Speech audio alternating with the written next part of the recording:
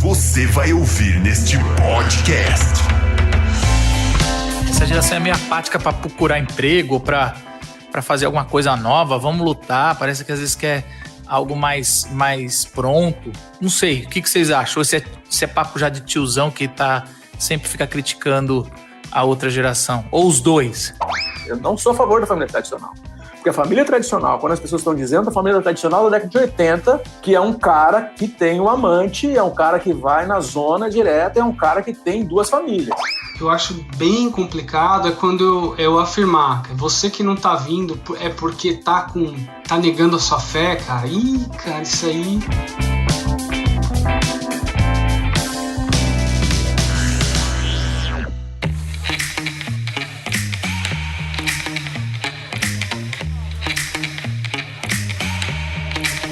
Estamos de volta mais uma vez de novo aqui em podcast local com Gabinete Pastoral em plena pandemia.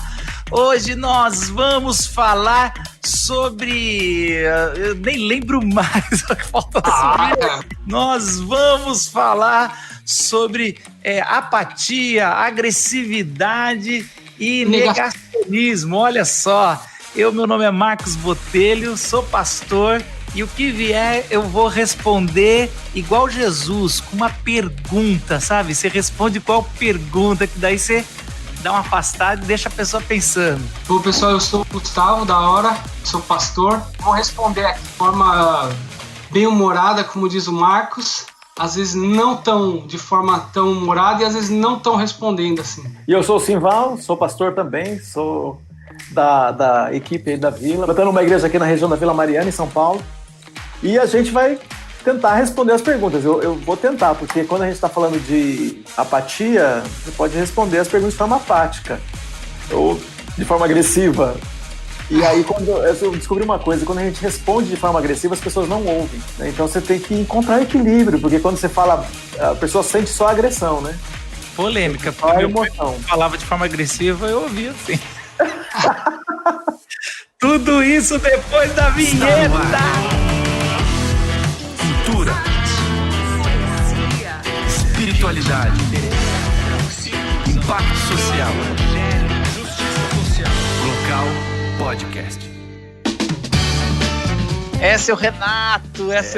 Alguém tem que pagar as contas. Tem que pagar as contas. O anunciante, normalmente, né? O anunciante que tá pagando rios de dinheiro pra aparecer esse tempinho. É isso aí. E nesse podcast a gente quer falar do novo clube de discipulado. Isso é bem legal, hein, cara? É tão novo que você pediu pra eu explicar melhor, não foi? Porque coisa boa você precisa explicar direitinho, né? Imagina, a primeira vez que apareceu o Netflix, cara, teve que explicar esse negócio direito aí, né? O clube chama Clube Eu Discípulo. É um clube de assinatura mensal de estudos bíblicos da vida cristã prática. A cada semana um novo conteúdo publicado. Agora, o que é mais legal é quem se juntou para esse clube. A parte legal desse negócio é quem tá envolvido, né? Davi Lago com o diálogo com a sociedade, o Vitor Fontana com a parte de teologia bíblica, o Zé Bruno, com a parte de adoração e música. E música gospel? E música Agora ele vai ter um infarto. E eu, porque eu sou idealizador, eu me coloquei lá, né, com vida prática cristã. Sabe o que eu falei? Eu tenho que participar disso aí, desse Dream Team. Já estão chamando de Esquadrão Classe A. A questão é quem é o BA e o Aníbal. Eu sou o Aníbal. Agora, mano, olha que legal. É um valorzinho que é mais para valorizar, de R$15 por mês esse ano, né? E aí o cara tem 1 mês de graça pelo link que está no nosso podcast, na descrição deste podcast. Apenas aqui, hein? Exatamente. E aí, olha que legal, o cara entra, desfruta de todo o conteúdo e se não gostou, ele sai fora sem pagar nada. Se ele gostar, ele continua e toda semana ele tem coisa nova. Dá pra perder essa chance aí. Clube Eu Discípulo, se você quer saber mais, você vai no Trilha-me trilha.me, né? E se você quer o desconto de um mês de graça, você clica no link que tá neste podcast. É isso aí, então não perde essa oportunidade aí não, vai ter coisa muito legal lá, só tem fera, aproveita. Valeu, gente!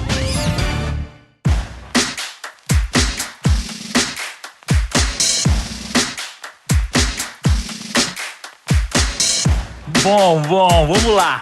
Já tem uma pergunta aqui e eu queria... Vamos começar com isso aí. Por que essa sua tese aí? Eu não entendi direito sua tese, ô Simval. Quando a gente fala com agressividade, as pessoas não ouvem. Então, o que acontecia quando o nosso pai chegava assim, dava aquele grito, a nossa mãe falava, volta aqui! E a gente tava lá em um segundo. Então, olha só, né? Uma das formas das pessoas responderem. Se você for muito duro com alguém, se for muito agressivo com alguém, você levantar a voz, a pessoa vai dizer assim, não grita comigo, porque comigo nem meu pai fala assim. Então, quando as pessoas estão dizendo isso, elas estão dizendo, não grita comigo, porque eu não ouço quem grita. Então, dependendo da agressividade, quando você está falando, você não é ouvido, as pessoas só sentem a agressividade. Então você pode estar dizendo e estar coberto de razão. O que você está falando é uma resposta perfeita para aquela questão. Mas o fato de você escolher ser agressivo, você ensurdece teu público.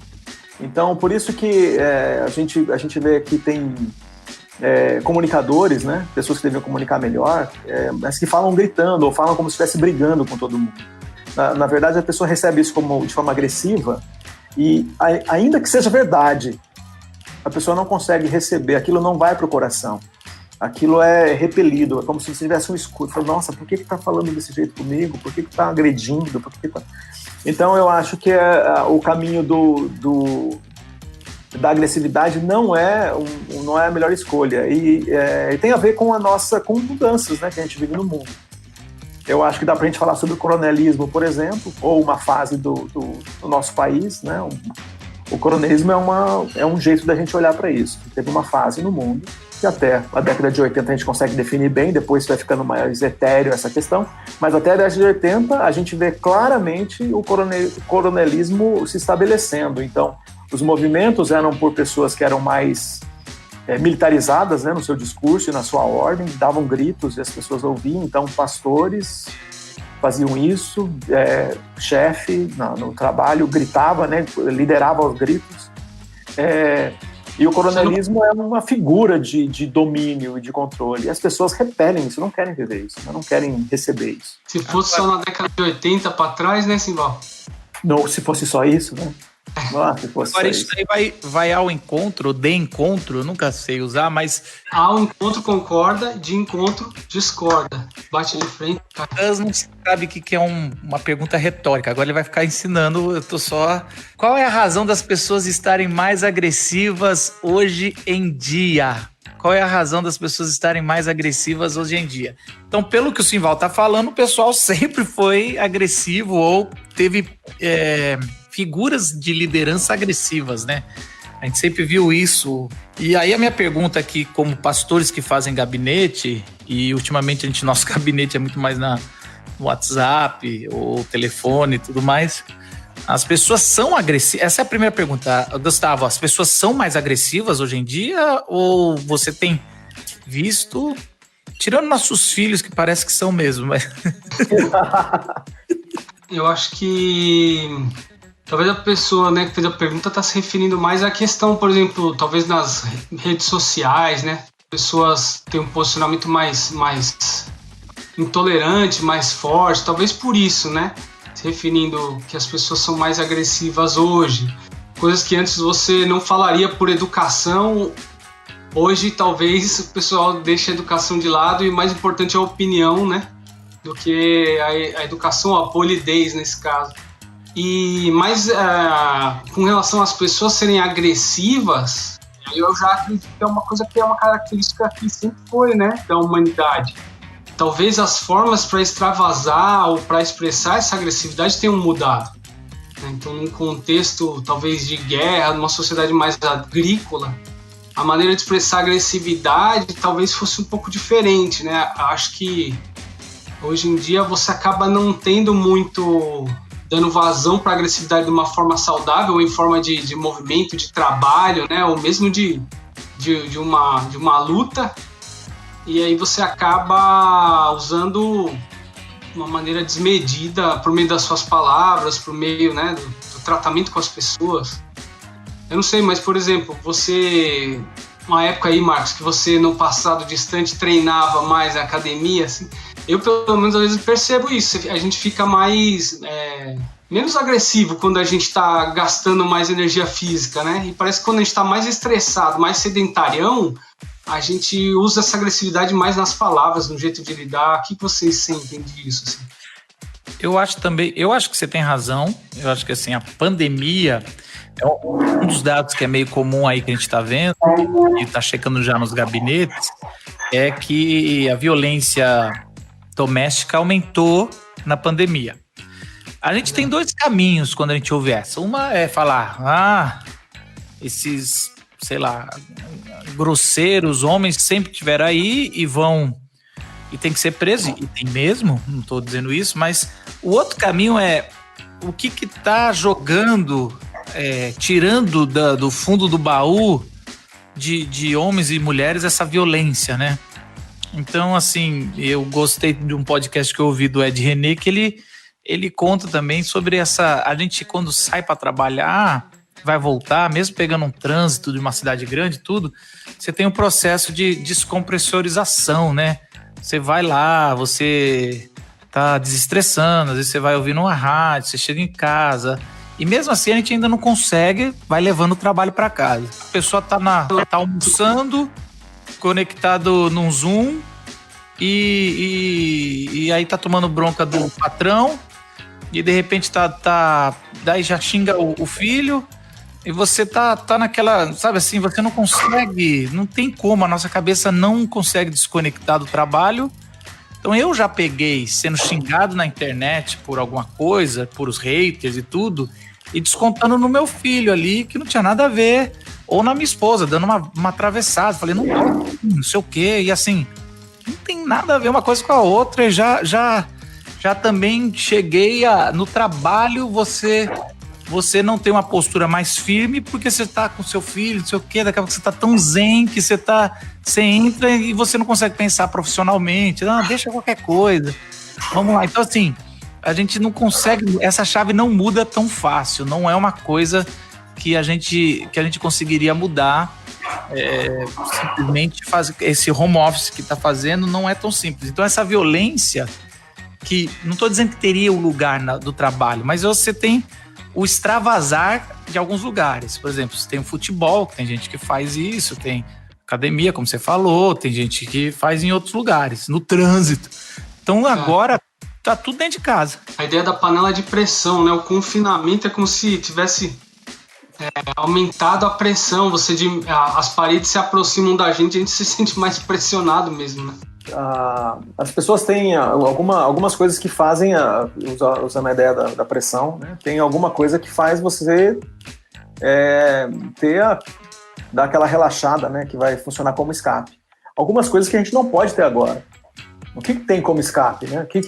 Os exercícios, como você falou, né? Fazer uma caminhada, correr, pensar, passar um tempo sozinho, você não tem mais isso. O Marcos estava falando agora voltando para casa dirigindo, né? Desopilando pela pressão que você passou no trabalho, você nesse percurso de voltar para casa a pé ou de ônibus, ou como você volta, você dá aquela relaxada ou muda a fase. Você não tem mais isso, você está o tempo todo dentro de uma situação que não muda. Para algumas pessoas, a quarentena foi intensa de 60 dias sem sair de casa. Então, você imagina o que é isso, né? Agora, a gente vai falar sobre agressividade. Como que você muda uma situação dessa? Só o tempo todo com as suas crianças, ou o tempo todo com as pessoas que vivem com você, com a tua família ali, lidando com aquela pressão o tempo todo. Então, essas campanhas, as mulheres sofrem mais, as crianças também estão sofrendo mais, os idosos também. Não é que a gente fica numa construção que parece que não tem gente que vai dizer, mas tem homem que sofre também e tal. Eu sei que tem. Mas na proporção é quem geralmente é mais fraco, ele vai sofrer muito mais com agressividade. Nessas situações, aquela pessoa que grita mais ou que é mais forte, ela esmaga, né, emocionalmente aquele que não tem como reagir. Então, às vezes tem mais força, né? Isso mesmo, às vezes força física ou força, né? Força emocional, né? Então o que eu percebo é que essa agressividade, a gente tem muita gente sofrendo com essa questão. Mas toda vez que a gente usa agressividade para se comunicar, eu estou indo para um campo onde as pessoas sentem isso, e ainda que eu esteja dizendo a verdade, eu não sou ouvido.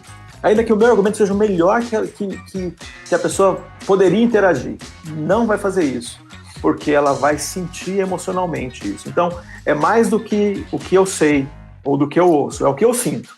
E se o que eu sinto não é compatível, pode ser a melhor verdade do mundo, mas eu não quero.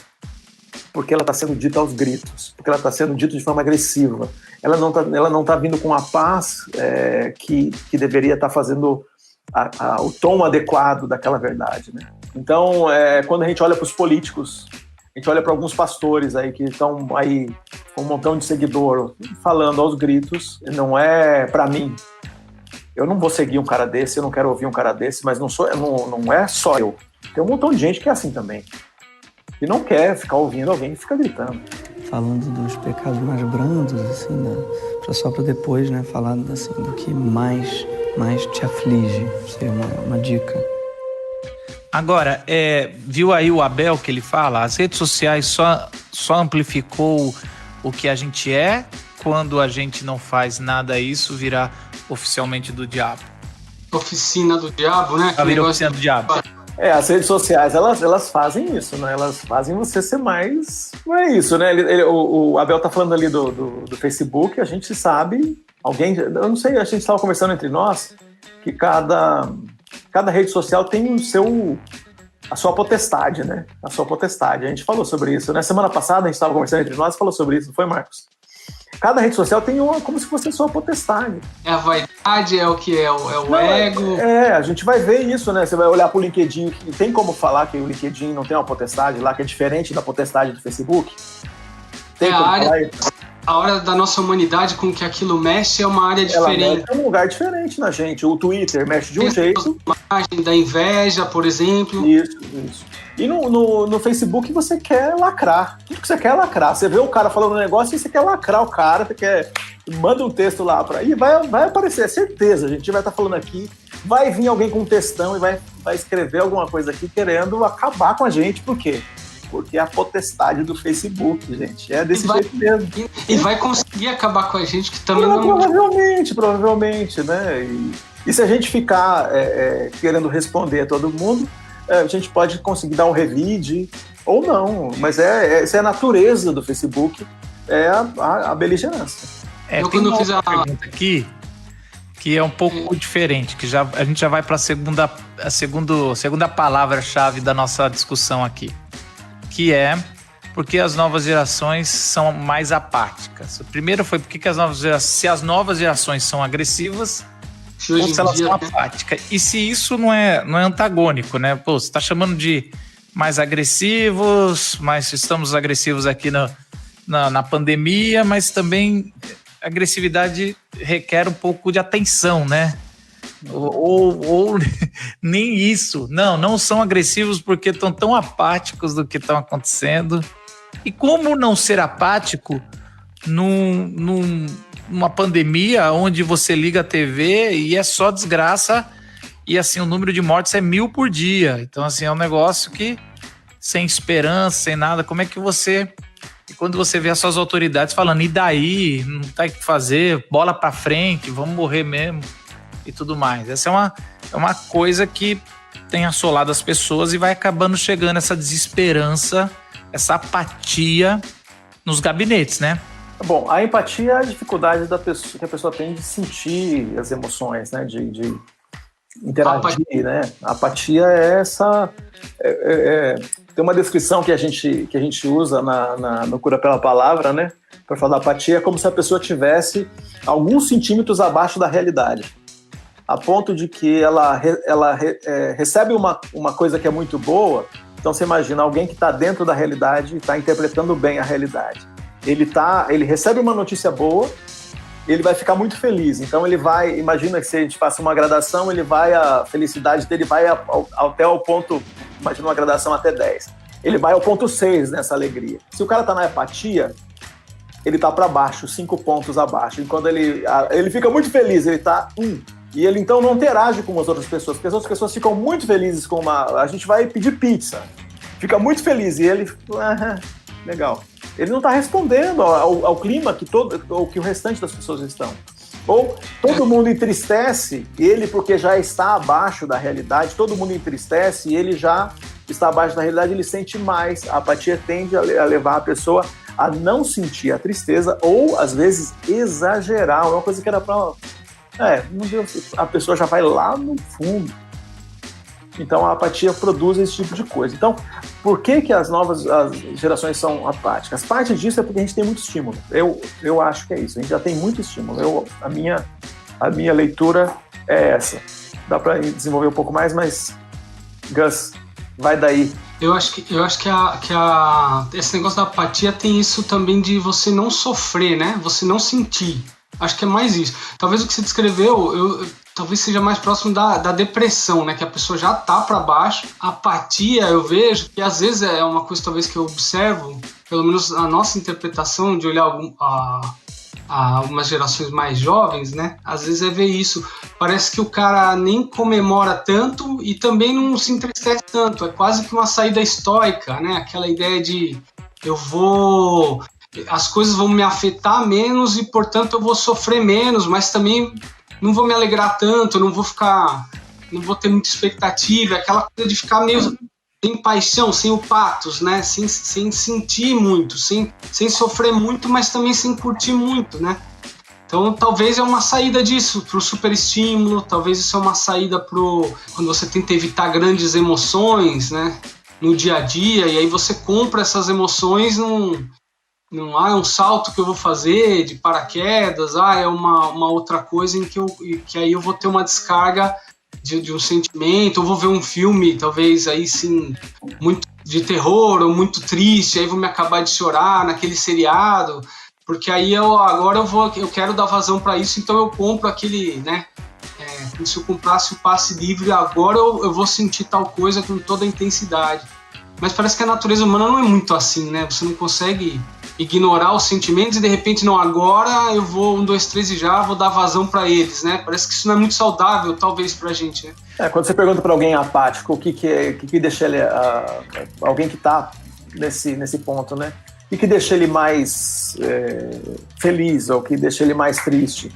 Ele, por intenção, né? Ele tenta não colocar expectativa, né? Ele tenta construir um jeito, qualquer coisa tá bom. Tira a intensidade. Ele tá tirando a intensidade disso, ele tá tentando não se frustrar, né? Ele tá tentando construir de um jeito que ele não se frustre, que ele não fique chateado.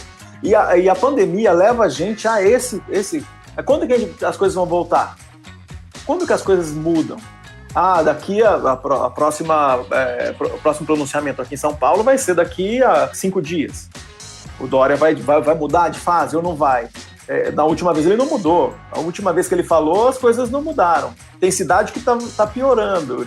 E aí, ao invés de eu criar expectativa, o que eu faço? É melhor eu não criar nada. Eu pensar, quem sabe daqui 2 anos a gente vai ter alguma coisa. Então, é essa construção de ficar para trás, né? Falando dos pecados mais brandos, assim, né? Só para depois, né, falar assim, do que mais te aflige. Seria uma dica.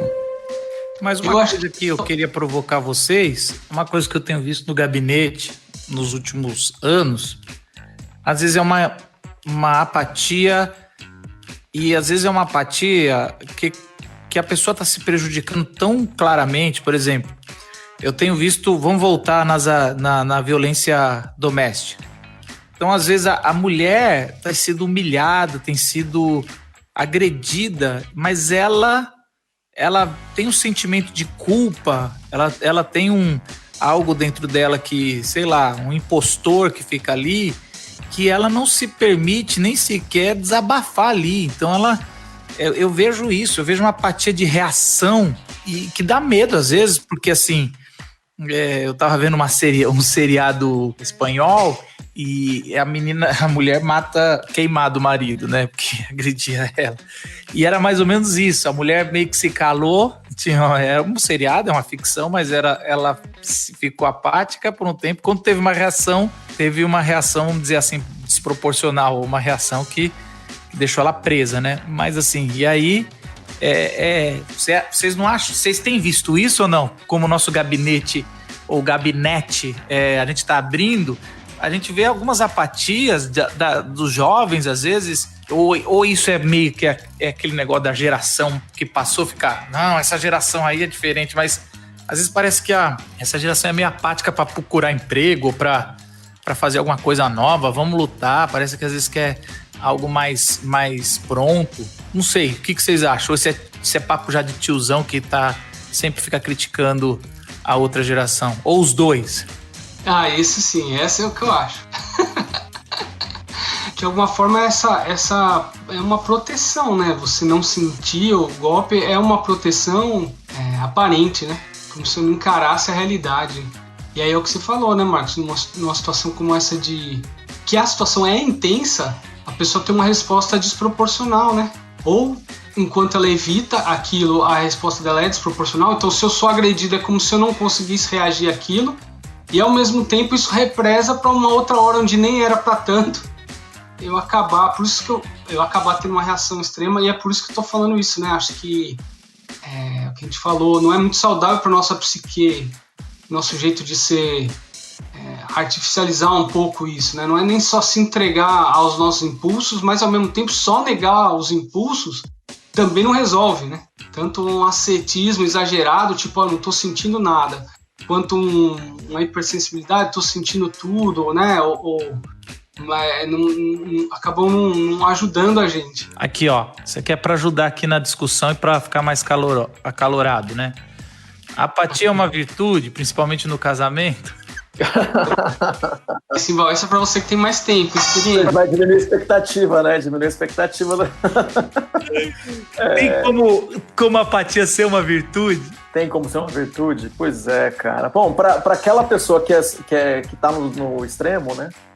Que tá nos extremos, a gente pode falar. Alguém que teve doente de depressão, a gente definir ele em dado momento como apático, ele já andou uma jornada, ele já melhorou.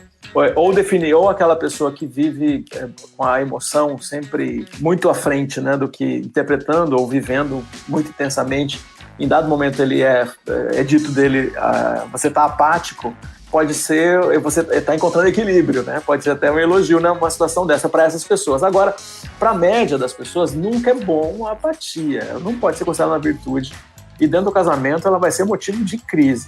Se eu for apático, posso falar do meu casamento, se eu for apático para cuidar da minha relação com a Adriana e cuidar das minhas crianças e não são mais crianças, dos meus adolescentes e viver a vida aqui, vai ser muito estranho, porque eu vivo intensamente, eu tenho uma intensidade aqui, né? Esses dias eu estava com Covid e todo mundo sabia que eu estava doente, eu ficar cansado, querer dormir, querer só ficar prostrado, qualquer um via que não é a minha natureza, não faz parte de mim. Todo mundo sabe que eu tenho energia à tarde e tenho energia à noite. Então, de repente, tá apagado, né? Não querer nem conversar. Tem uma coisa errada. Então, a apatia, ela não pode ser considerada como virtude dentro do casamento. Porque dentro do casamento a gente precisa resolver. Tem coisa que a gente precisa resolver. E a apatia vai fazer a gente fugir. Evitar a conversa, buscar o silêncio. Achar que o silêncio resolve, por exemplo, é certeza que não vai resolver, vai só piorar, né? Eu considero apatia não é uma virtude, e principalmente no casamento. Aliás, é uma talvez das reclamações mais comuns nos gabinetes das mulheres para os homens, né? Vocês não têm visto isso? Sim, meu marido é apático, meu marido não faz nada, assim, não tem atitude. Tu faz como tanto fez, né? Não... Ele não me procura pra nada. Bom, você sabe, quando ela fala isso, ela tá dizendo uma coisa só, né? Ela tá falando pra nada pra dizer ele não me procura pra lavar uma louça. Ela quer dizer uma outra coisa. E eu quero dizer que se você procurar ela pra lavar uma louça, tu ganha um ponto animal. Mas ela não tá dizendo isso. Falando dos pecados mais brandos, assim, né? Só para depois, né, falar assim, do que mais te aflige. Seria uma dica. Já que você contou aqui pro nosso público, Simval, que você pegou o coronavírus, tem uma pergunta aqui interessante sobre negacionismo. O Covid é uma gripezinha mesmo? Ai, mano, eu sei que eu passei, cara. E eu sei o que a gente passou aqui em casa, né? Não foi só eu, né? Quem mais sofreu foi minha esposa. A gente nunca sentiu isso. E eu já tive diferentes gripes. Eu tomo vacina contra a gripe faz mais de 10 anos. Então, há mais de 10 anos eu não tenho gripe, porque eu tomo vacina de gripe. Eu tive um resfriado ou outro. E essa indisposição típica de gripe, há mais de 10 anos eu não tenho. E eu me lembro quando eu sofri com gripe. E Covid, cara, é diferente de tudo que eu já tive. Esse cansaço que eu tive, essas dores musculares que eu tive, eu já tive dor muscular de cansaço, dor muscular de esporte, de fazer... Agora, esse tipo de sensação que eu tive, outras coisas associadas, eu nunca experimentei. E a outra coisa, eu nunca vi a minha esposa desse jeito. Eu conto para o pessoal, eu falo que no dia que eu levei ela no pronto-socorro 2 vezes, eu fiquei viúvo ali, umas 3 horas de viúva. E ali bateu, eu falei, meu Deus, será que minha mulher vai sobreviver? E o medo, né? Só que você fica com medo, mas você não pode transmitir para a pessoa que você ama que tá ali, porque ela também tá com medo e ela também não tá falando nada. Mil coisas tá passando na sua cabeça, né? De preocupação com aquela questão. Simval, é interessante, uma coisa aqui que é... Vamos conversar só entre a gente aqui, mas ninguém vai ouvir a gente. Mas tem 2 tipos de pensamento do homem casado para ficar viúvo. Ou ele pensa... Ai, já pensou um dia eu tá viúvo porque ele tá querendo arranjar um salvo-conduto para trair na mente.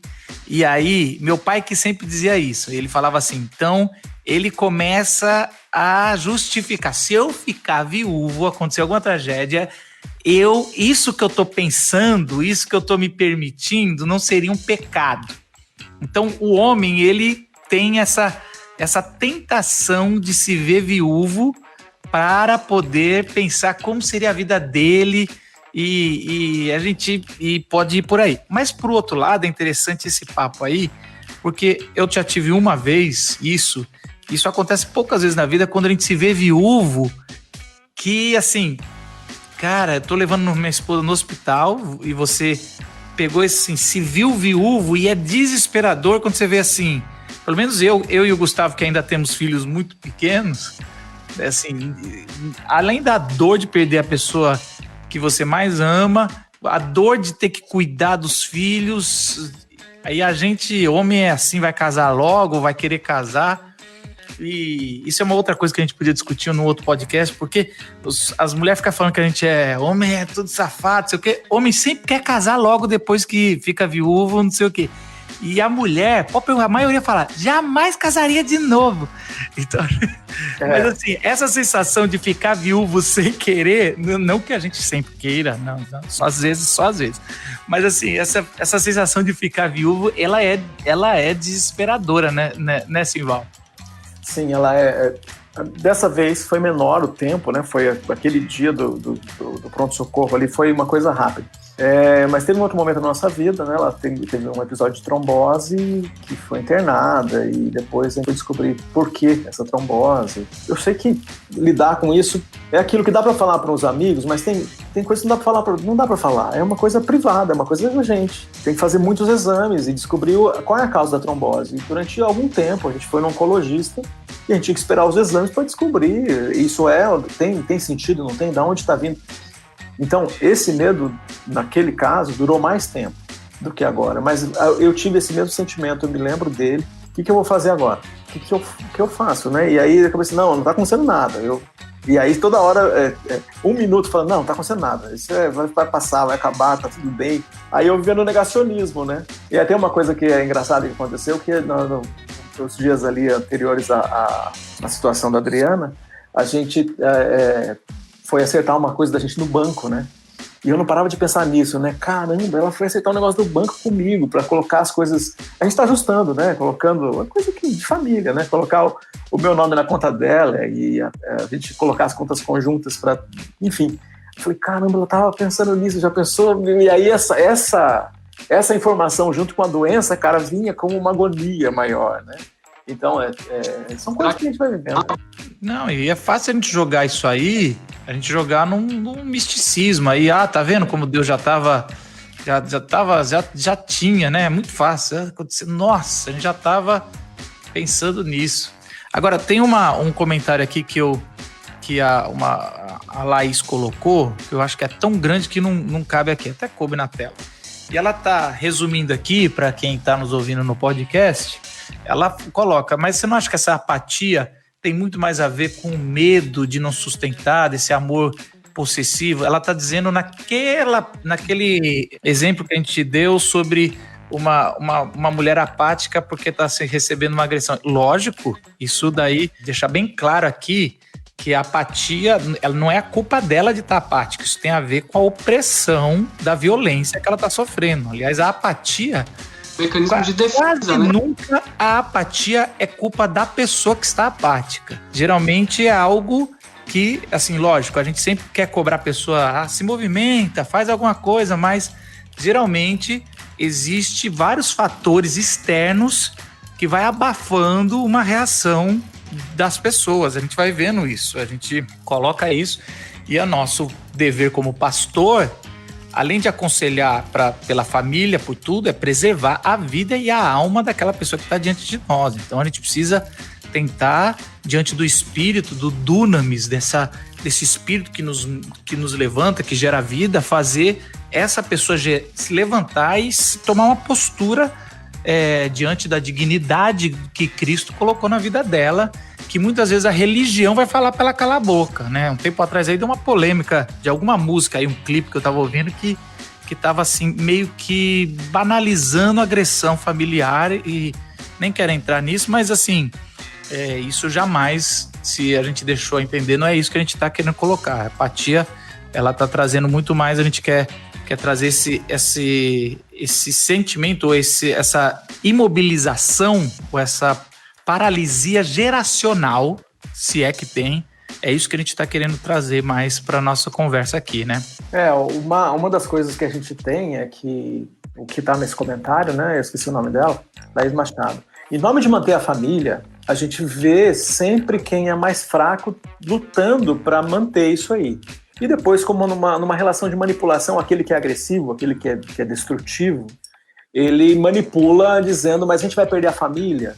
Então, assim, em nome da família, dá pra você ser de qualquer jeito, para você bater nos outros, para você destruir os outros verbalmente, para você agredir verbalmente o tempo todo. Então, em nome da família, você pode ser agressivo e destrutivo, e quem é vítima tem que aguentar. Na verdade, não. Tá errado. Justo porque a gente é família que a gente não tem que aguentar isso. Justo porque a gente é família que a gente quer construir no degrau de cima. A gente quer melhorar, a gente quer avançar. E toda vez que alguém está falando assim, mas a família tradicional, nós não somos a favor da família tradicional. Eu não sou a favor da família tradicional. Porque a família tradicional, quando as pessoas estão dizendo, a família tradicional da década de 80, que é um cara que tem um amante, é um cara que vai na zona direta, é um cara que tem duas famílias. Isso é família tradicional. O cara que trai, que tem falta de caráter, que não cuida dos filhos. É essa família que as pessoas estavam dizendo. Nós, quando falamos família, nós falamos de uma outra qualidade, que tem a ver com o caráter do homem, com o caráter da mulher, os dois juntos construindo um ambiente de paz, um ambiente de cura, um ambiente que todo mundo tem vontade de voltar, tem vontade de ficar. Agora é interessante que a Laís trouxe isso, porque isso se aplica aqui, a gente está falando numa coisa muito delicada, que é casamento, às vezes vai envolver divórcio ou não, mas assim, isso é em toda a área cristã. Várias vezes, pecados são justificados para manter ou para não romper outros valores. Vou dizer, por exemplo, um pecado que é romper, sair de uma igreja, ou falar, não faço mais parte, eu não fico mais nessa igreja, ou dividir, né? É um pecado grave. Agora, qual é o limite de você manter numa igreja onde o pastor se politizou, por exemplo, ou o pastor está falando mais sobre dinheiro do que sobre a Bíblia, ou o pastor, sei lá, cometeu algum tipo de pecado que ficou público, ou até mesmo que a teologia não é bíblica. Você tá vendo? Então, assim, a gente costuma achar que não, vamos manter isso aqui para não romper nisso, porque a gente tem esse pensamento binário, né? É isso e isso, e agora a gente tem que juntar esses dois valores juntos. Por isso que eu gosto de pensar que a Bíblia, em vez de ensinar o que é certo e errado, ela ensina mais que isso. Não só isso, ela ensina isso também, o que é certo e errado, mas ela ensina o que gera vida e o que gera morte. E isso é o valor, porque isso é o que a gente tem que pensar sempre que vai interpretar no espírito a lei, porque a lei mata, né? Literalmente, a Bíblia fala isso, a lei... esse espírito da lei mata, mas o espírito de Deus traz a vida. Então, o que gera a vida? O que vem do espírito de Deus, desde a criação e desde a regeneração? Então, quando a gente vai interpretar uma mulher que tá lá tentando preservar as coisas, o que está gerando vida na tua casa, com os teus filhos, na tua vida? O que está gerando vida? É isso que a gente vai buscar. Falando dos pecados mais brandos, assim, né? Só para depois, né, falar assim, do que mais te aflige. Seria uma dica. Você tá vendo que ao vivo aqui é pesado, ó, olha só. Aqui, ó, minha esposa está grávida no meio dessa pandemia. Eu fico com medo o tempo todo, porque é uma gravidez muito valorizada por ser primeiro filho, depois de alguns abortos. Olha só, o medo e a paralisia. Na época da gravidez aí das esposas, você também teve... Quais foram as neuras que vocês tiveram aí? Quer entrar nesse caminho aí, vocês? Primeiro, Abel, primeiro. Cara, Deus cuide de você, do seu coração e da sua esposa aí. Deus deu um bom momento para vocês aí. Na minha família, minha mãe teve 3 abortos em casa. A gente sofreu muito com isso. E na caminhada pastoral de ajudar muita gente que perdeu o bebê, e gente que teve que decidir se fazia o aborto ou não. Também tive que acompanhar, isso faz parte do ministério. Decidi porque descobriu que o bebê está com uma doença. Eu mesmo tive que decidir isso, né? Junto a Adriana e eu tivemos que decidir em dado momento. Nosso filho mais novo, ele num dos exames, ele não tinha uma medida lá que denunciava um problema que nós tínhamos que fazer outros exames. E a gente ia ter que decidir se podia, se devia ou não fazer aborto. E, enfim, era uma crise pra gente. E aí tem esse sofrimento, o medo, né, de tomar a decisão errada e tudo mais. A gente teve, né, o André tá aí, tá tudo bem com ele, mas de me colocar nos sapatos, né, me colocar no lugar daquelas pessoas que estão hoje passando por um momento de grande pressão e de angústia por causa da pandemia, o grande sofrimento, né? As mulheres grávidas que são internadas com Covid, que são entubadas com Covid. Né? Isso é um sofrimento enorme. Então, sem dúvida nenhuma, eu entendo a preocupação e é sim um motivo de medo e de cuidado que vocês devem tomar. E peço a Deus pela sua vida, pela saúde da sua esposa e do seu bebê. E ao mesmo tempo também eu diria para ele isso também, né? Ele não deu nenhum indício aí, né? A não ser a questão de que teve algumas situações anteriores, mas nesse caso de algum risco imediato, né? Visível, a não ser esse que é uma situação que é geral da pandemia, vamos dizer. Então também ao mesmo tempo, eu acho que vale a pena colocar isso diante de Deus, né? Esses sentimentos, esses medos, muitas vezes isso pode assombrar a gente de uma forma também desproporcional. Tem o legítimo, né? Que todo mundo está sujeito a várias situações, mas ao mesmo tempo a gente não sabe o que pode acontecer aqui, né? Então é natural que a gente fique ressabiado como ele, né? Por causa de situações anteriores, mas ao mesmo tempo também cada situação é uma situação. A gente não sabe o que né, vai acontecer e a gente tem vários tipos de risco. No caso da pandemia é uma coisa que tem nome, tem endereço, tem sintoma, vamos dizer assim, mas os riscos sempre existiram em qualquer vida, né? Sejam nas crianças que nasceram sem complicações na gravidez, cada um de nós aqui vivendo hoje, a gente tem esse risco, né? Então também acho que tem que ter esse cuidado para não sondar isso diante de Deus, para que não entre também, não absolutize esse medo como algo inevitável, né? Então talvez viver correr riscos, né, Gus? O que você está falando é isso, né? A gente tem o risco, né, de ter filhos, de não ter, de casar, de não casar, a gente tem risco. Até porque esse medo não vai passar. Na hora que nasce, você fica com medo. Aí tem outro, dos 3 primeiros meses. Pois, né? Se não é a pandemia, tem outros riscos. Depois você tem medo do primeiro ano. Depois você tem medo dos primeiros... Cara, nunca... O meu filho mais velho tá dirigindo. Agora é outro medo. Tá doido. Agora tem 2 perguntas aqui que a gente pode juntar em uma aqui. Uma é do Daniel Bertoldo. A primeira dele aqui: por que é mais fácil se tornar apático do que lutar contra a agressividade ou negacionismo? E junto com essa pergunta tem uma outra aqui: pastor, por que tem assuntos que você é mais apaixonado e agressivo? Por que isso vem junto? Tem uma escolha, né? Escolha pelo que você vai lutar. Né? Você tem que escolher isso, né? Pelo que vale a pena você se envolver, né? Você tá ativo nesse caso. No meu caso, eu escolhi são as questões de justiça social. Então, não é que eu não tenho opinião sobre 1000 coisas que estão aparecendo aí o tempo todo. Não é que eu não tenho opinião, eu tenho muitas coisas que eu até teria alguma coisa a dizer. E eu até devo dizer e acabo sendo o omisso dessa parada aí. Mas tem algumas coisas que eu não vou ficar quieto. Isso já está escolhido, já está decidido que eu não vou me calar. Então, nesse campo aí entra essa questão de ser mais... de estar no campo parece que é mais apaixonado, né? E tá mais agressivo ali. Mas toda vez que eu perceber que acontece uma injustiça e o mais fraco está perdendo, e o mais fraco está menosprezado, desprezado, esmagado, é a vítima de sempre, né?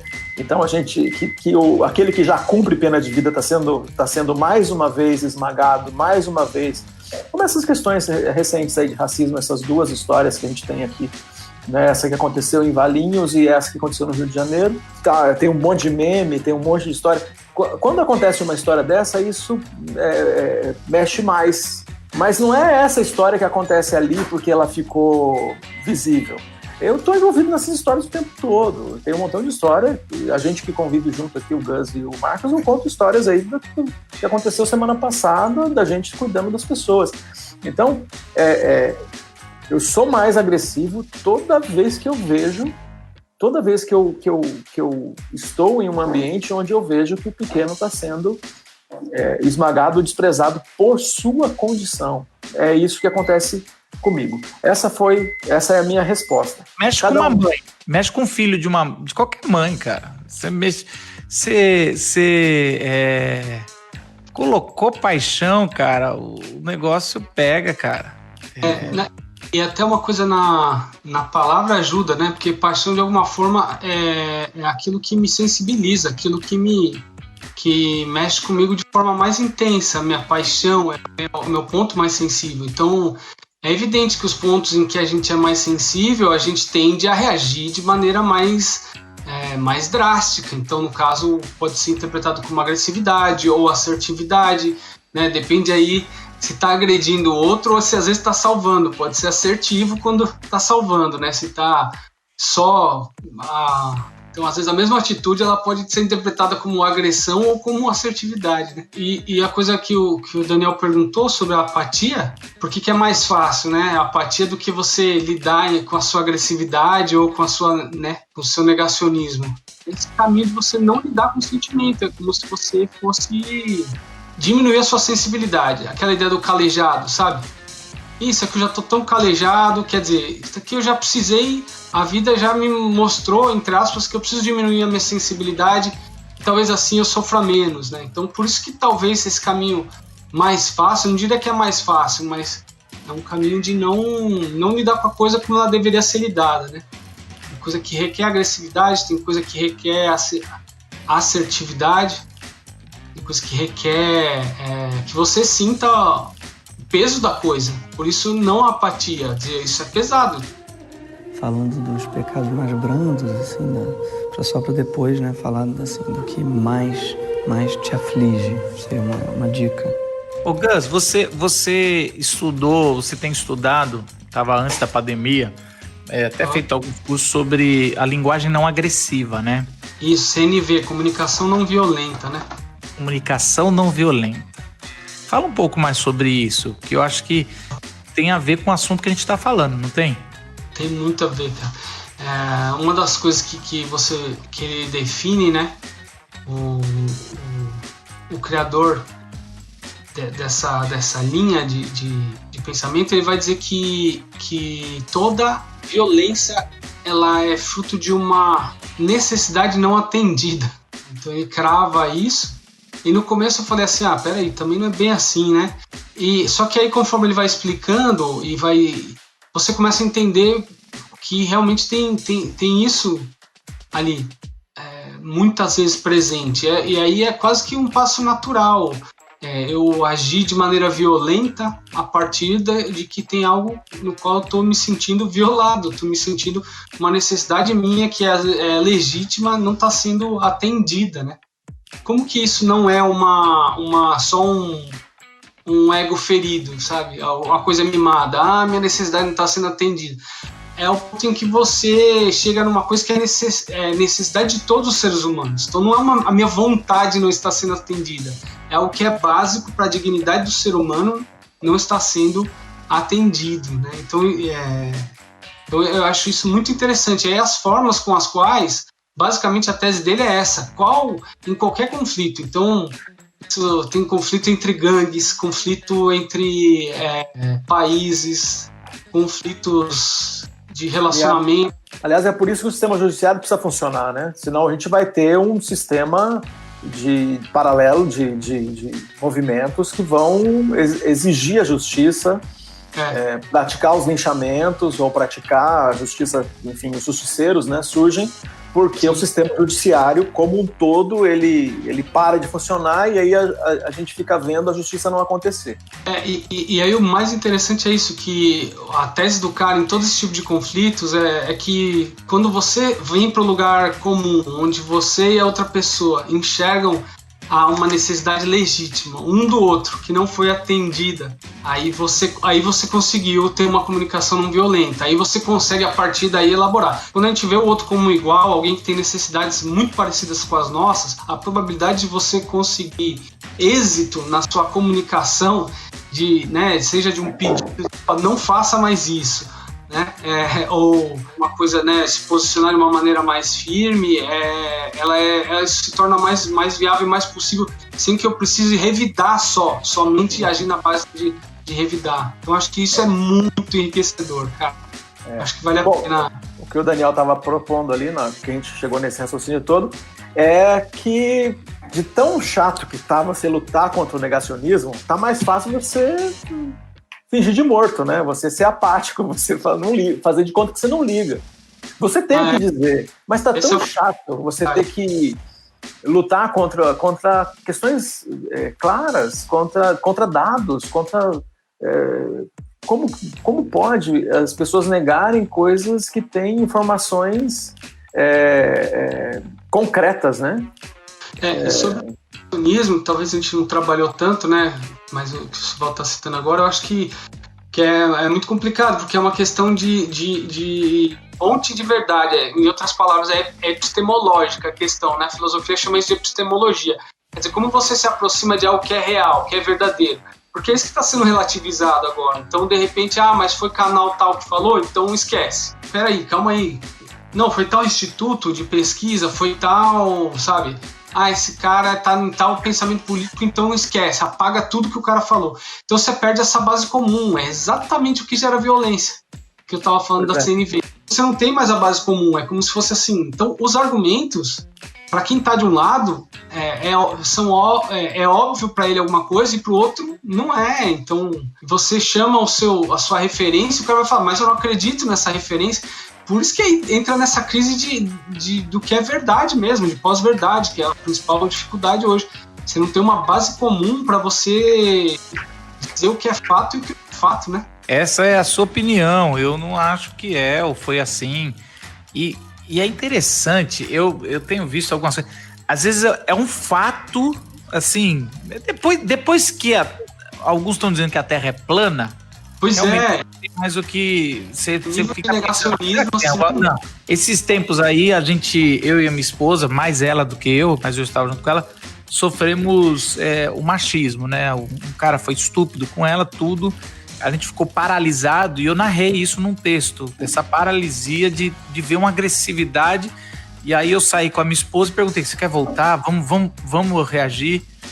E aí eu expus, e tem aquele negócio que o Simval, que a gente tem conversado, eu tenho certeza disso, podem falar o que for, isso é o Deuses Americanos, ele vai falar das entidades, né? Jesus inaugura isso, né? Jesus ele pega e chama a riqueza desse mundo, a riqueza do primeiro século ali, o dinheiro, querer roupas, comida, como mamon. Então ele tá dando um nome e uma entidade para uma coisa que é uma ambição. Para a gente que é materialista, a gente que às vezes não acredita na parte espiritual das coisas, a gente não, isso é só ambição, é só riqueza, é só dinheiro.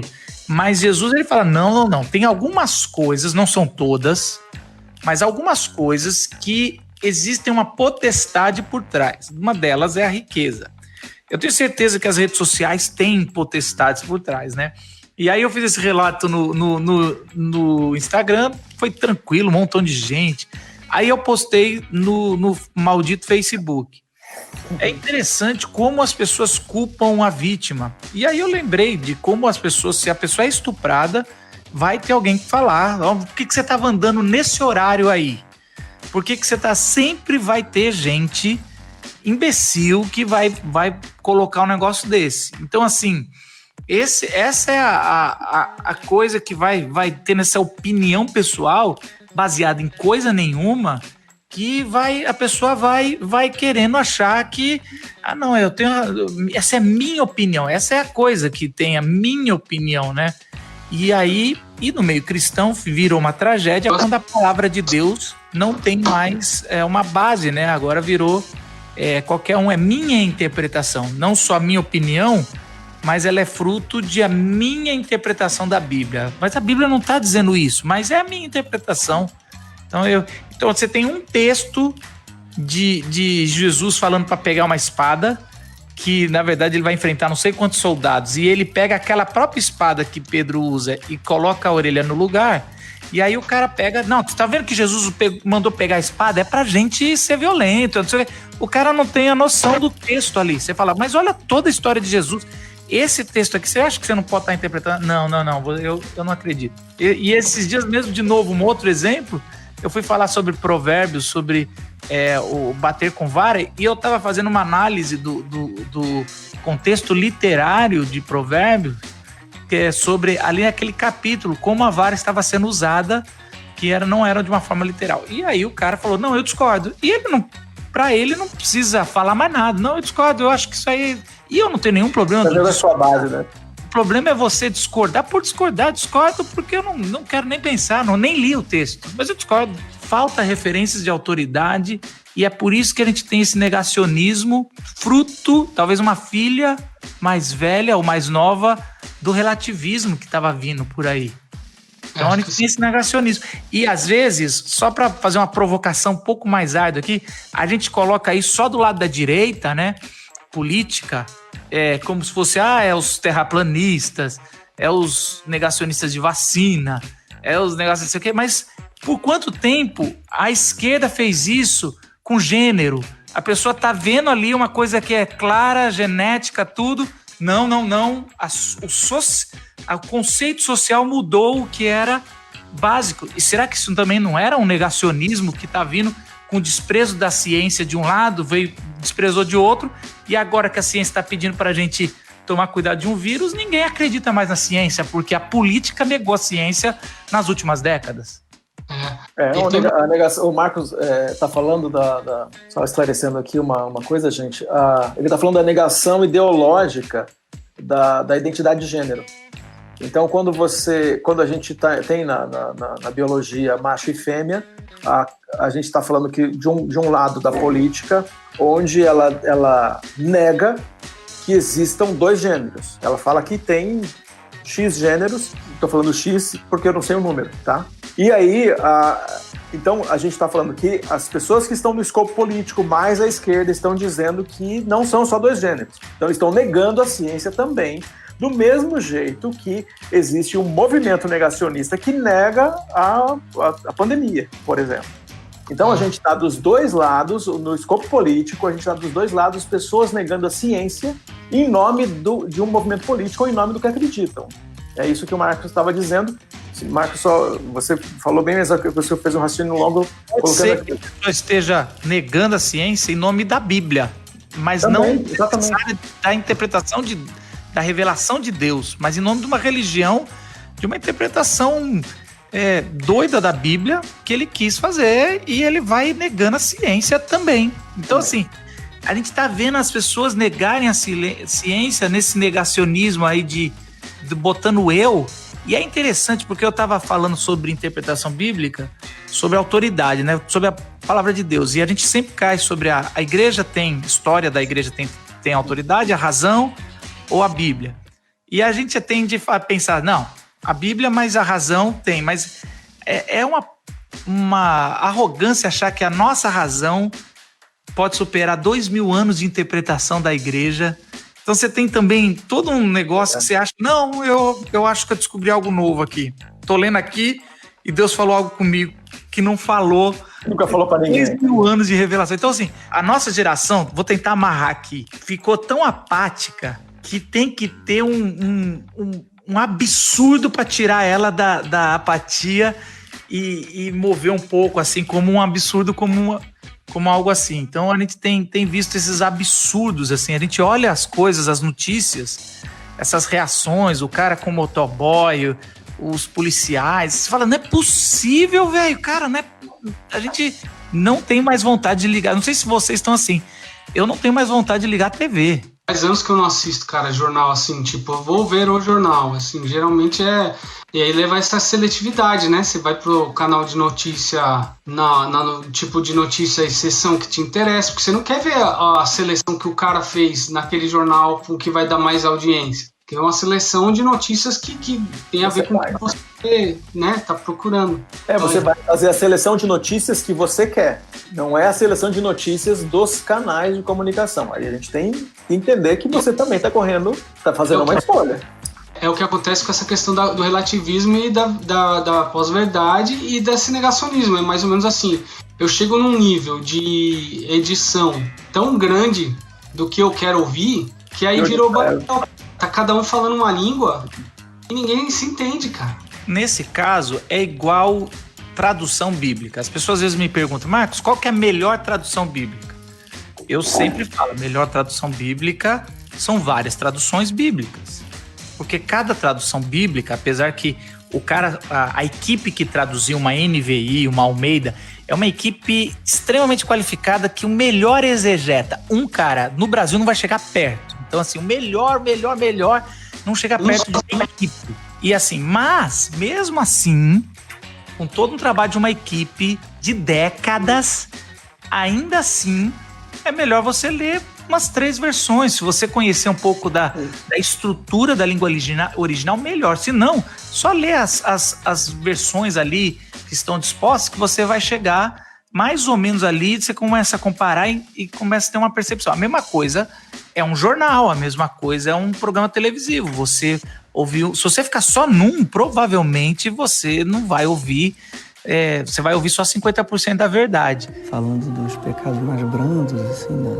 Só para depois, né, falar assim, do que mais te aflige, seria uma dica. Ainda sobre essa questão da opinião, né? Você respeitar a opinião dos outros. Então, trazendo para o nosso contexto cristão, protestante, a gente tem uma reformado, né? A gente tem uma questão que é decisiva para a gente. Primeiro, a gente tem um posicionamento que que tende pensando do lado de dentro, a falar que nós andamos no cristianismo e nós temos um diferencial em relação às outras religiões, que a gente entende que Deus nos busca. E nós não estamos buscando Deus a partir daquilo que nós acreditamos. Então é Deus que está nos buscando, Ele que vem ao nosso encontro. Só que acreditar nisso pode nos levar para um lugar de arrogância, no sentido de que aí nós ficamos igual a qualquer outra religião. Então você é arrogante porque você acredita nisso, e isso não é diferencial, isso iguala as religiões, porque quando a pessoa ela tem a sua religião, ela tem a sua opinião e ela é arrogante em relação à sua opinião. Ser arrogante em relação à sua opinião não lidar com o contraditório, é não aceitar que outra opinião exista em relação à sua.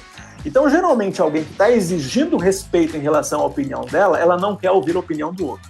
Então, basicamente é o seguinte, eu posso ouvir a opinião do outro, mas eu não preciso exigir que ele respeite a minha opinião. Porque toda vez que eu exijo que você respeite a minha opinião, quando a gente está nesse ambiente da potestade que a gente estava falando agora, de discussões das redes sociais, quando eu estou exigindo que as pessoas ouçam a minha opinião, na verdade eu estou exigindo que minha opinião prevaleça. E a minha opinião é tão importante que eu sequer quero saber o que você pensa, o que você fala. E eu quero lacrar você, no sentido, eu quero fechar o que você acredita, não importa o que você acredita, importa o que eu tenho para falar. E isso, nessa questão, então, aplicando a fé reformada, nós somos culpados, sim, de arrogância espiritual. Tem muita gente que é arrogante e não respeita o outro, que não entende que o outro ainda está engatinhando ou está começando, está nos primeiros passos, e ele pode falhar por conta disso. O que é possível não admitir essa possibilidade, cara. Isso. Quer dizer, eu tenho em que eu decido que é verdade.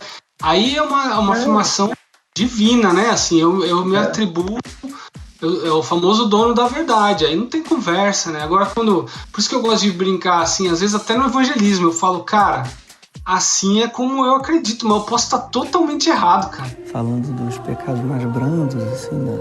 Só para depois, né, falar assim, do que mais te aflige. Seria uma dica. Eu quero deixar minha última pergunta para a gente encerrar. Simval, segura aí, vai ter muitos outros gabinetes pastorais, a gente já está pegando aqui, mas eu quero deixar uma última que eu acho que pode ajudar algumas pessoas, que é da Kelly, ok? Será que estou negando a fé por não ir na igreja nesse momento? Será que tenho deixado o medo me dominar ou devo ter cautela? Eu acho que essa é a pergunta para a gente encerrar em 5 minutos o podcast, que já estourou aqui, o Renato vai cortar que nem... Não, você não está errada. Não é falta de fé você não ir na igreja. Não é. Nesse momento, a gente tem que decidir com os elementos que nós temos. Nós não sabemos exatamente, a gente pode, assim, intui como o Covid chegou aqui em casa, mas a gente não sabe exatamente. Se foi no supermercado, como foi. Mas seria terrível para mim, como pastor, saber que alguém pegou Covid porque foi num culto que eu insisti que as pessoas viessem. Ou seria terrível para mim saber que a minha esposa sofreu por 15 dias, ou meus filhos sofreram por 15 dias de Covid porque eu os levei para um culto. Seria mais triste ainda pensar que eu, como pastor, insistindo para ter os nossos cultos, pessoas adoecessem e até falecessem por conta disso. Então, Kelly, você tem que cuidar de você e da sua família. Você tem elementos para você tomar a sua decisão. Qual é o elemento que finalmente vai dar paz? Uma vacina? Ou a imunidade de rebanho? Ou sei lá o que vai acontecer nos próximos 2 anos? No próximo ano? Eu não sei. Mas em algum ponto vai ter segurança para você poder dizer eu posso voltar à igreja. Por enquanto, você pode acompanhar, e quase todas as igrejas, não sei se a sua está fazendo isso, mas tem um tipo de resposta pela internet, que você consegue participar. Se você não tem, procura alguma igreja que está fazendo isso e você vai estar vivendo a fé. Eu acredito que você não está dominada pelo medo, é razoável pensar nisso. Você tem que, é só você que pode proteger a sua vida, é só você que pode proteger a vida de quem você ama. E você não pode contar e as outras pessoas façam isso. Olha, a gente olha para a cidade de São Paulo aqui, a gente está vendo que tem um montão de gente que, se depender deles, eu morro. semana que vem. Eles não estão preocupados com ninguém. Eles estão vivendo como se isso não fosse sério, não fosse importante. Eu acho que é importante dizer, é interessante isso, algumas igrejas voltaram, elas acharam que era o momento apropriado, estão voltando com 10%, 15%, 20%. Uma aqui do meu lado teve que, ela voltou, teve que cancelar os cultos porque o ministro de louvor foi internado de Covid, uma presbiteriana aqui. Então, assim, às vezes a gente vai tomar decisões e cada pastor e presbítero tem a sua consciência. Eu posso falar da nossa experiência como comunidade.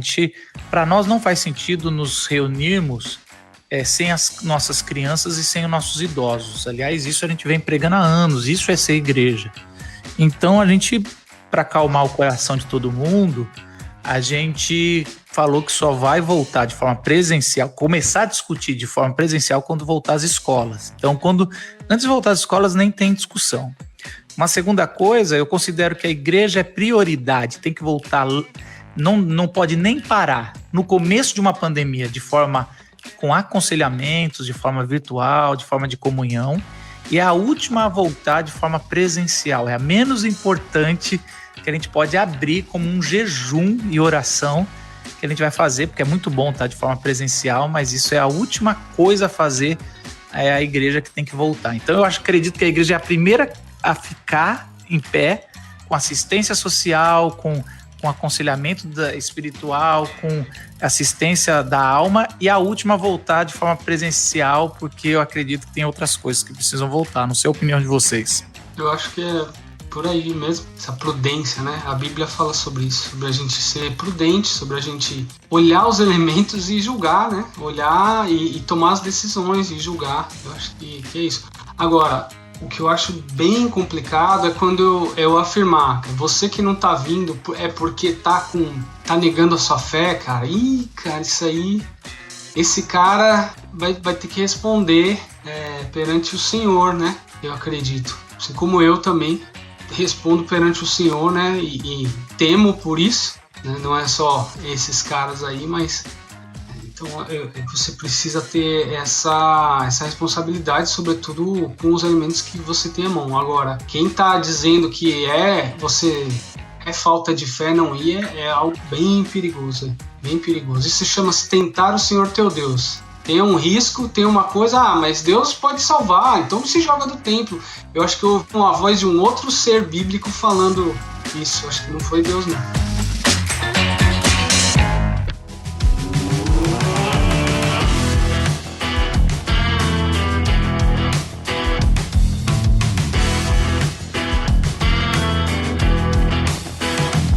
Local Podcast.